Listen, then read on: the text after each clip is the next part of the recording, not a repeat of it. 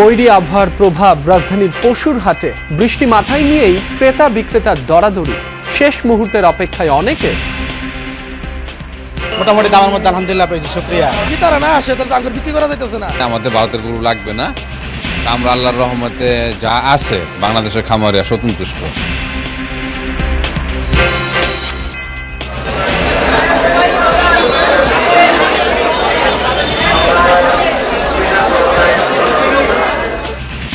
ঈদযাত্রায় ঘরমুখদের ভিড়ে ঠাঁই নেই ট্রেন, বাস ও লঞ্চে। উত্তরের পথে ভোগান্তিতে যাত্রীরা, বাড়তি ভাড়া আদায়ের অভিযোগ।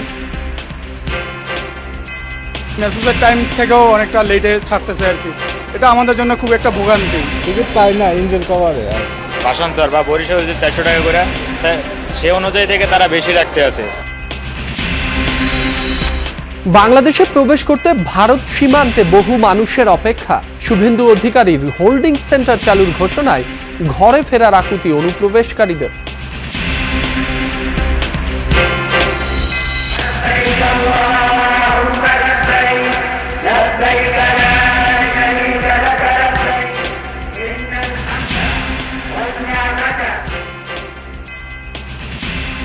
লাব্বায়েক লাব্বায়েক ধ্বনিতে মুখর আরাফাতের ময়দান। খুতবায় শেষ হলো হজের মূল পর্ব।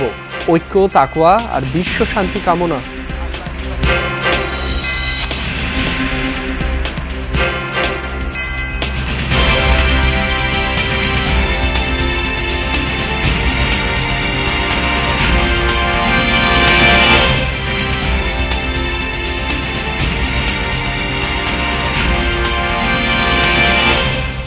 যমুনা নিউজে আমন্ত্রণ। আপনাদের সঙ্গে আছি মাসুম রাব্বি। এতক্ষণ শিরোনাম দেখছিলেন। ঈদের আনন্দ এখন কোরবানির হাটে। রাজধানীর স্থায়ী অস্থায়ী প্রতিটি হাটেই পশু বেচা কেনার হিড়িক।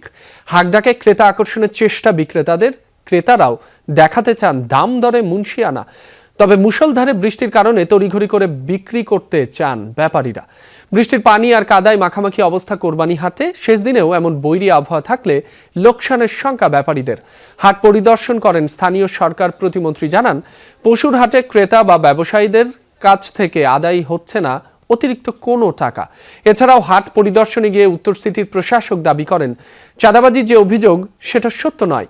ডিএমপি কমিশনার জানান, এমন অভিযোগ পেলে নেওয়া হবে ব্যবস্থা।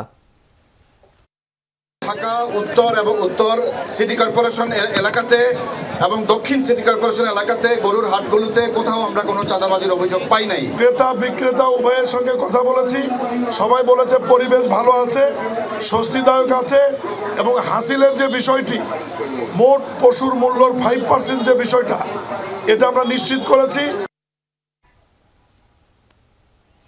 হাটের সবশেষ অবস্থা জানাতে রাজধানীর 100 ফিট বেড়াইদ হাট থেকে যোগ দিচ্ছেন সহকর্মী এম এ আজিজ। আজিজ, আগের ঘন্টায় আপনি আফতাবনগর হাটে ছিলেন।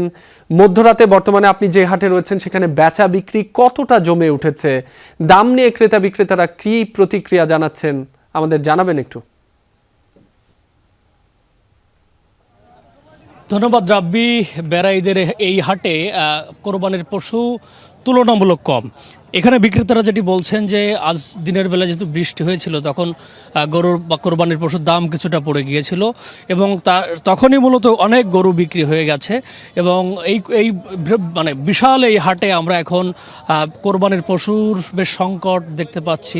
এই মধ্যরাতেও নারী পুরুষ এবং পরিবারের সদস্যদের নিয়ে পরিবারের কর্তারা এই হাটে এসেছেন এবং তারা এখানে কোরবানির পশু পছন্দ করছেন এবং কিনছেন। আমি একের পর এক দেখতে পাচ্ছি এই হাট থেকে গরু নিয়ে ক্রেতারা বের হয়ে যাচ্ছেন এবং আমরা এইখানে কিছু কোরবানির পশু দেখতে পাচ্ছি যেটি এই হাটে আমরা একটু ভিন্ন রকম গরুর যে রং সেটি আমরা দেখতে পাচ্ছি। তো আমরা এখানে এই গরুগুলোর দাম 8 লাখ, 10 লাখ, 12 লাখ টাকা পর্যন্ত চাওয়া হচ্ছে, যার কারণে যারা একটু মধ্য রেঞ্জের মধ্যে কোরবানির পশু খুঁজছেন তারা এখানে মূলত আসছেন না। এটি মূলত যারা একটু বিত্তশালী বা যারা বড় পশু কোরবানি দিতে চান তাদের জন্য এখানে রাখা হয়েছে। এর পাশাপাশি এপাশে কিছু ছোট পশু আছে যেগুলো বেশ দেখতে বেশ সুন্দর পশুগুলো এবং সেগুলো আমরা দেখতে পাচ্ছি যে বেশ এগুলোর দাম বেশ 5 লাখ, 6 লাখ, 3 লাখ পর্যন্ত চাওয়া হচ্ছে। তো আমি এখানে একটু কথা বলতে চাই, এখানে যিনি আছেন, আপনারা আসলে কত করে চাচ্ছেন এই পশুগুলো? আসসালামু আলাইকুম। আমাদের এই পশুগুলো নিজস্ব খামারের কত করে চাচ্ছে?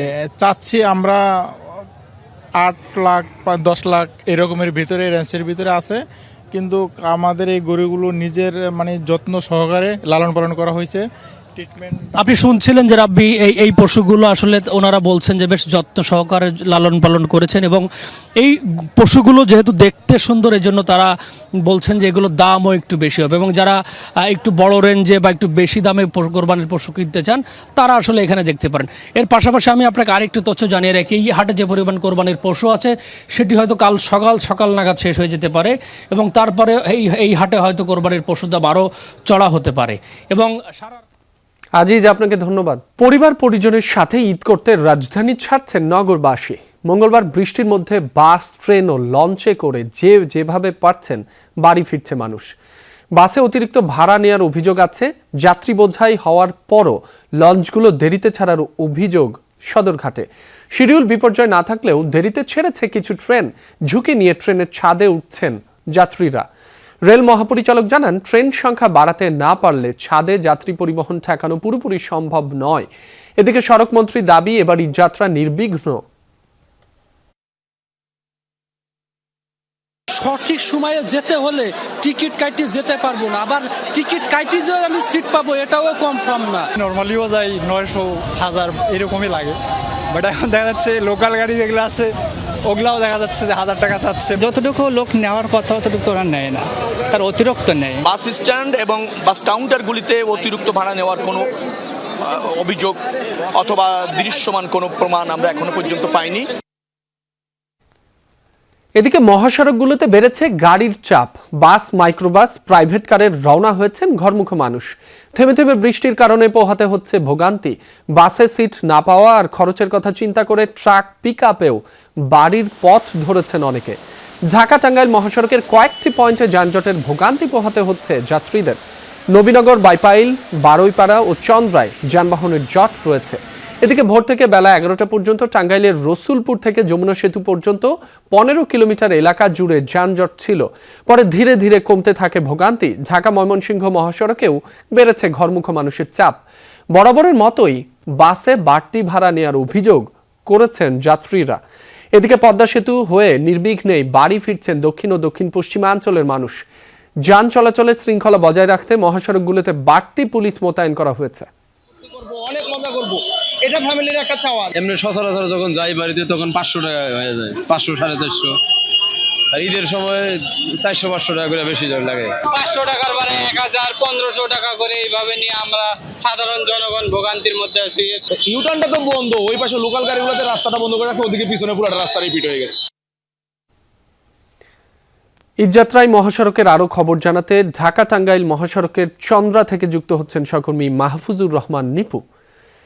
নিপু, এখন তো মধ্যরাত 1টা বেজে আরও কিছু সময় পেরিয়ে গেছে। মহাসড়কের যান চলাচলের সার্বিক অবস্থা কেমন দেখছেন? যাত্রী চাপ কেমন আমাদের জানাবেন। আপনি এই মুহূর্তে এই মধ্যরাতে কিন্তু আপনাকে স্বস্তির কোনো খবর দিতে পারছি না, বরঞ্চ দুঃসংবাদই দিতে হচ্ছে। এখন পর্যন্ত চন্দ্রার যে মোড়টি রয়েছে, এই মোড়ের এপাশ ওপাশ দুপাশে কিন্তু যানবাহনের দীর্ঘ সারি রয়েছে। সব মিলিয়ে আমাদের তথ্য বলছে প্রায় 30 কিলোমিটার জুড়ে কিন্তু যানবাহনের যে জটলা সেটি কিন্তু সৃষ্টি হয়েছে। আইন শৃঙ্খলা রক্ষাকারী বাহিনী তারা সারাদিন কাজ করেছে। এখন কিন্তু যেটি ঘুরে দেখলাম যে আইন শৃঙ্খলা রক্ষাকারী বাহিনীর সদস্যদের আসলে তেমন উপস্থিতি থাকলেও কার্যত কোনো ধরনের কিন্তু ব্যবস্থা নিচ্ছে না। তারা চেষ্টা করছেন এমন বলছেন, কিন্তু বলা আর কাজে কিন্তু একটা মিল খুঁজে পাচ্ছি না। আপনাকে যদি একটু তথ্য জানিয়ে রাখি, একেবারে টাঙ্গাইলের গোড়াইট থেকে একেবারে গাজীপুরের কদ্দার মোড়, এই পুরাটার সড়কেই কিন্তু যানবাহনের দীর্ঘ সারি রয়েছে। এছাড়াও এই মধ্যরাতে মানুষজন যে চন্দ্রার অবস্থা, সেটা মানুষজন কিন্তু এখনো রয়েছে, এবং চন্দ্রা থেকে যে বারুইপাড়া রয়েছে সেই অংশটিতেও কিন্তু যানবাহনের দীর্ঘ জটলা আমরা দেখছি। তো আসলে এখন পর্যন্ত যে ভাবে যাত্রীরা আসছে, সেই যাত্রীরা কিন্তু কেউ কেউ পরিবহনের অপেক্ষায় রয়েছেন, কাঙ্ক্ষিত পরিবহন পাচ্ছেন না। মানুষজন কিন্তু এই চন্দ্রতে এখনো রয়েছেন এবং বিপুল সংখ্যক মানুষজন ওখানে উপস্থিত রয়েছেন, গণমুখ মানুষ। তারা কিন্তু অপেক্ষা করছেন কাঙ্ক্ষিত পরিবহনটির জন্য, আর আটকা পড়ে আছেন শত শত যানবাহন। নিপু, আপনাকে ধন্যবাদ। 5 জেলায় সড়ক দুর্ঘটনায় 10 জন নিহত হয়েছেন। এর মধ্যে বরিশাল ও সিরাজগঞ্জে প্রাণ গেছে 6 জনের। পুলিশ জানায়, মঙ্গলবার বরিশালের গৌরনদী থেকে স্ত্রী ও শিশু সন্তানকে নিয়ে উজিরপুরের দিকে যাচ্ছিলেন ফিরোজ মাহমুদ। বাটাজোর বাসস্ট্যান্ড এলাকায় যানজটের কারণে মোটরসাইকেল থামা অবস্থায় ছিল। এ সময় একটি বাস পেছন থেকে মোটরসাইকেলটিকে চাপা দেয়। ঘটনাস্থলেই মারা যান 3 জন। পরে বিক্ষুব্ধ জনতা বাসটি ভাঙচুর করে।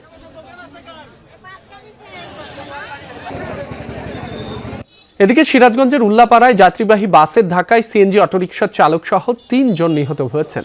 মঙ্গলবার সন্ধ্যায় ঢাকা রাজশাহী মহাসড়কের সলঙ্গা থানার রামারচর এলাকায় এই দুর্ঘটনা ঘটে। পুলিশ জানায়, ঢাকা থেকে ছেড়ে যাওয়ার রাজশাহীগামী একতে এক্সপ্রেস বাস পেছন থেকে সিএনজিটিকে ধাক্কা দেয়। ঘটনাস্থলেই নিহত হয় 3 জন। দুর্ঘটনার পর মহাসড়কে কিছু সময়ের জন্য যান চলাচলে ধীরগতি দেখা দেয়। এছাড়া সাতক্ষীরার তালায় 2 জন, জামালপুর ও খুলনায় 1 জন করে সড়ক দুর্ঘটনায় প্রাণ গেছে আরও 2 জনের। মুসলিম উম্মার বড় ধর্মীয় উৎসব ঈদুল আজহা উদযাপনে দেশবাসী এবং বিশ্ববাসীকে ঈদের শুভেচ্ছা জানিয়েছেন প্রধানমন্ত্রী তারেক রহমান। মঙ্গলবার রাতে নিজের ভেরিফাইড ফেসবুক পেজে পোস্টের মাধ্যমে শুভেচ্ছা জানান তিনি। প্রধানমন্ত্রী শুভেচ্ছা বার্তায় বলেন, ত্যাগের মহিমায় উজ্জীবিত বাংলাদেশ সহ বিশ্বের সব মুসলমান ঈদুল আজহা উদযাপনের জন্য প্রস্তুত। ইসলামের মহিমান্বিত এই উৎসব শুধু একটি আনন্দ উৎসবই নয়, বরং স্রষ্টার প্রতি গভীর বিশ্বাস, আত্মনিবেদন এবং ত্যাগের এক চিরন্তন বার্তা বহন করে। পবিত্র ঈদুল আজহায় আল্লাহর দরবারে প্রার্থনা জানিয়ে তারেক রহমান বলেন, তিনি যেন সকলে ত্যাগ কবুল করেন, মাতৃভূমি সহ সমগ্র মুসলিম বিশ্ব ও মানব জাতির জন্য শান্তি, নিরাপত্তা ও স্থিতিশীলতা দান করেন। একই সঙ্গে বিশ্বজুড়ে শান্তি, সম্প্রীতি এবং নিরাপত্তার জন্য মহান আল্লাহর দরবারে প্রার্থনা করেন প্রধানমন্ত্রী। রাজধানীতে কোরবানির বর্জ্য দ্রুত অপসারণে সর্বোচ্চ প্রস্তুতি নিয়েছে ঢাকা উত্তর সিটি কর্পোরেশন। ঈদের দিন দুপুর 2টা থেকে বর্জ্য সরানো হবে এবং 12 ঘন্টার মধ্যেই সেটা সম্পন্ন করা হবে জানিয়েছেন স্থানীয় সরকার প্রতিমন্ত্রী মীর শাহে আলম। মঙ্গলবার দুপুরে গুলশানের নগর ভবনে ডিএনসিসির আওতাধীন এলাকাগুলোতে কোরবানির বর্জ্য ব্যবস্থাপনা নিয়ে মতবিনিময় সভায় এ কথা বলেন তিনি। উত্তর সিটির বিদ্যমান ব্যবস্থাপনার মাধ্যমে 12 ঘন্টার আগেই বর্জ্য অপসারণ সম্ভব বলে মনে করেন প্রতিমন্ত্রী। সভায় ডিএনসিসির প্রশাসক মোহাম্মদ শফিকুল ইসলাম বলেন, বর্জ্য অপসারণে 752টি পরিবহন ব্যবহার করা হবে।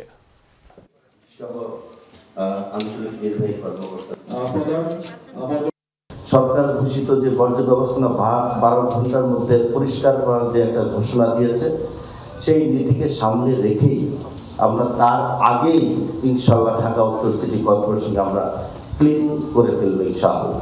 এই যে মহাযজ্ঞ একটা ঈদের দিনে বর্জ্য ব্যবস্থাপনা, এটা পুরো তদারকি এবং মাননীয় প্রধানমন্ত্রীর অনুশাসনটি বাস্তবায়ন করার দায়িত্ব আমাদের কাজ। ঈদের আগে পরে পশুর হাট ব্যবস্থাপনা, ঈদের দিনের ব্যবস্থাপনার জন্য আমরা মাঠে আছি এবং মাঠে থাকবো।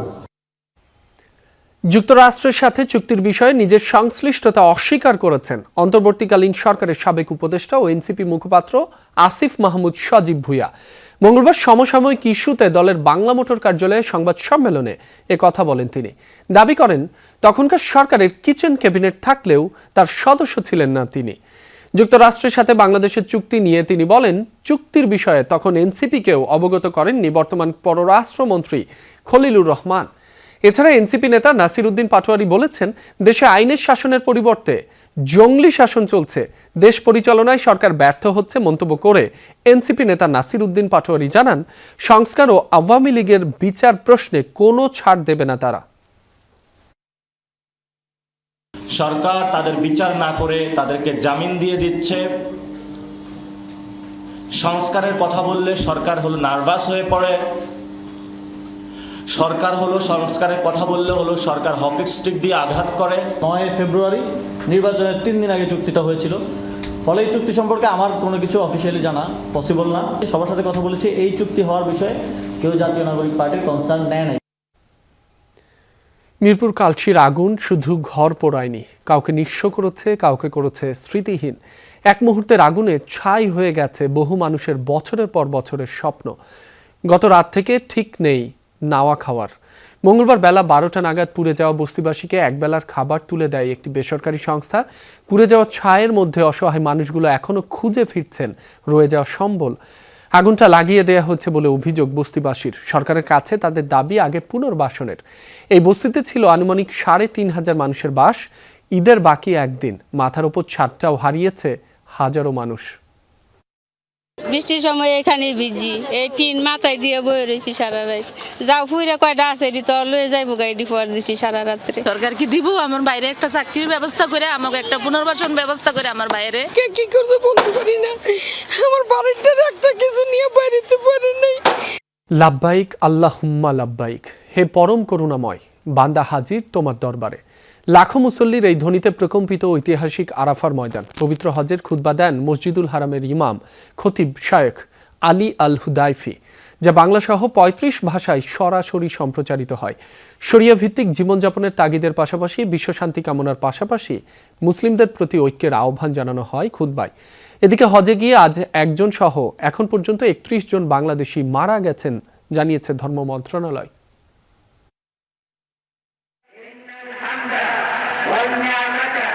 আল্লাহর দরবারে নিজেকে পরিপূর্ণভাবে সমর্পণে আরাফার ময়দানে হাজির লাখো মুসল্লি। সমবেত কণ্ঠে একই উচ্চারণ, আমি হাজির হে আল্লাহ, আমি হাজির। হজের মূল আনুষ্ঠানিকতা সম্পন্ন হয় আরাফার ময়দানে। পাহাড়ের পাদদেশ কিংবা সুবিধাজনক জায়গায় বসে পরম করুণাময়ের দরবারে পাপ মুক্তির কামনা। আল্লাহ তাআলার জন্য যিনি স্থানীয় সময় দুপুর 12টার দিকে খুতবা দেন মসজিদুল হারামের খতিব শায়েখ আলী আল হুদাইফি। এ সময় আল্লাহর একত্ববাদ, মৃত্যুর পরের জীবন এবং কিয়ামত নিয়ে আলোচনা করা হয়। আল্লাহ ভীতির অন্যতম অংশ হলো নেক আমল সম্পাদন করা এবং গুনাহ ও অসৎ কাজ বর্জনের মাধ্যমে কিয়ামতের দিনের জন্য প্রস্তুতি গ্রহণ করা। আল্লাহ তাআলা বলেন, এটা এই জন্য যে আল্লাহই সত্য এবং তিনি মৃতকে জীবিত করেন, তিনি সব কিছুর উপর ক্ষমতাবান এবং এ কারণে যে কিয়ামত আসবেই এতে কোনো সন্দেহ নেই।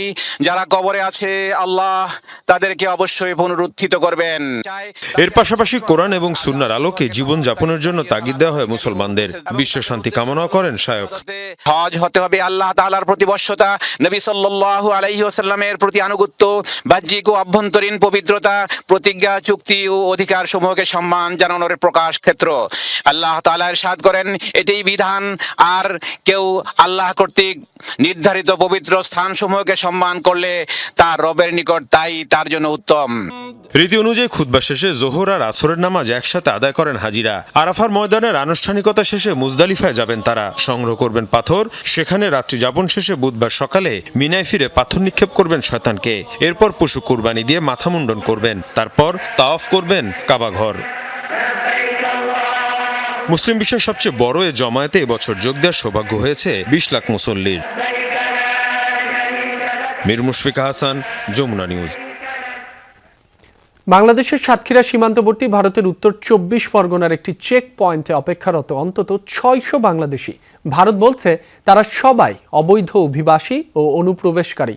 বিভিন্ন সময়ে অবৈধভাবে এই মানুষগুলো ভারতে প্রবেশ করেছে বলে দাবি পশ্চিমবঙ্গের মুখ্যমন্ত্রীর। দাঁড়িয়ে আছেন দেশের সীমান্ত ঘেঁষে, সামনেই বাংলাদেশ, কিন্তু ফেরা হয়নি এখনো। ভারতের সীমান্ত এলাকায় কয়েকদিন ধরেই অপেক্ষা বাংলাদেশিদের। অনিশ্চয়তা আর অপেক্ষা, এই দুই শব্দেই যেন আটকে আছে তাদের বর্তমান। স্থানীয় গণমাধ্যমের তথ্য অনুযায়ী সীমান্তের কয়েকটি পয়েন্টে বাংলাদেশে ফেরার আশায় জড়ো হয়েছেন অনেকে। পশ্চিমবঙ্গে অবৈধভাবে বসবাসকারী ও অনুপ্রবেশকারী বাংলাদেশি এবং রোহিঙ্গা নাগরিকদের জন্য হোল্ডিং সেন্টার চালু করা হয়েছে। গেল রোববার এমন ঘোষণা দিয়েছিলেন পশ্চিমবঙ্গের মুখ্যমন্ত্রী শুভেন্দু অধিকারী। এরপর সোমবারের মধ্যে রাজ্যের জেলায় জেলায় চালু হয়ে যায় হোল্ডিং সেন্টার। প্রথম দিনে 15 জন এবং মঙ্গলবার 9 জন বাংলাদেশি নাগরিককে হোল্ডিং সেন্টারে আটক করে শুভেন্দু অধিকারীর প্রশাসন। এরপরেই বাংলাদেশে ফিরতে ভারতীয় সীমান্তে বাংলাদেশি অনুপ্রবেশকারীদের ঢল নেমেছে। बांग्लादेशी जो नागरिक है उनका लेने का जिम्मेदार तो है उनका। तो जब हम लोग यहाँ से बोल रहा था तब वहाँ से उनका जो स्पोक्स पर्सन है, मैं देखा था सोशल मीडिया में और यूट्यूब में आया, जो उन्होंने बताया जो बांग्लादेशी है वो तो हम लोग ले लेगा। तो ये सब बांग्लादेशी है, उसको ले लेना चाहिए। लेकिन ये लोग को पुलिस को हम लोग बता दिया जेल में भेजने का जरूरत नहीं है। देश के रुपया में खाना खाएगा, कपड़ा देगा, मेडिसिन देगा। एक दामाद है ये लोग, जल्दी जल्दी भागो। মঙ্গলবার সকাল থেকে উত্তর 24 পরগনার হাকিমপুর চেকপয়েন্টে দেখা যায় দীর্ঘ লাইন। একদিনে ভিড় করেন নারী শিশু সহ অন্তত 600 বাংলাদেশি। আমার বাবার সাথে আমি এসেছিলাম, তো এখন আমার বাবারা যদি চলে যাচ্ছে আমি কোথায় থাকবো, আমার বাবার সাথে এই জন্য আমি চলে যাচ্ছি। নার্সির জন্য আমাদের সমস্যা, কোনো ভাড়াটে বাড়ি থাকা যাচ্ছে না, আমাদের তো নিজস্ব জায়গা জমি নাই, এটাই আমরা এটা আমাদের জায়গার মানুষ, আমরা দেশের মানুষ দেশে চলে যাই। এখন এই যে একটা এনআরসি শুরু হয়েছে, এটা আমাদের কোনো সবুত নেই, কোনো কিচ্ছু নেই, এবার তাই আমাদের দেশে আমরা ফেরত যাচ্ছি। সীমান্ত পারাপার শুধু ভৌগোলিক বিষয় নয়, এর সঙ্গে জড়িত পরিচয় যাচাই, আইনি প্রক্রিয়া এবং দুদেশের কূটনৈতিক যোগাযোগ। ফলে অপেক্ষার সময় কতটা দীর্ঘ হবে তা এখনো নিশ্চিত নয়। অপেক্ষামান মানুষগুলোর অনেকের কাছে বিষয়টা শুধু সীমান্ত নয়, ঘরে ফেরার গল্প। অনিশ্চয়তার মাঝেও তাদের প্রত্যাশা একটাই, যেন দ্রুত শেষ হয় প্রক্রিয়া, খুলে যায় ফেরার পথ। সাবরিনা নুসরাত, যমুনা নিউজ। এই ছিল যমুনা নিউজের এখনকার আয়োজনে। এতক্ষণ যারা সাথে ছিলেন সবাইকে ধন্যবাদ।